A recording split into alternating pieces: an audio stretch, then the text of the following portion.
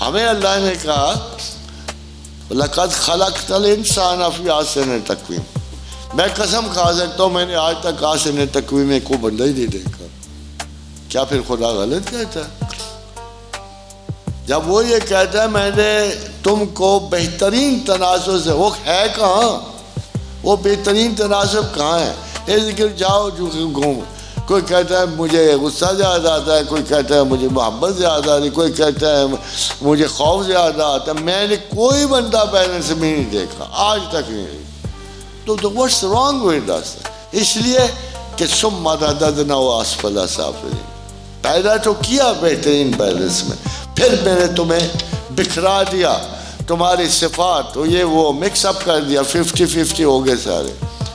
اب مسئلہ یہ پیدا ہے کہ اس کو دوبارہ گین کرنا، آپ کے انگزائٹی اور ڈپریشن کے ماحول کو ختم کرنے.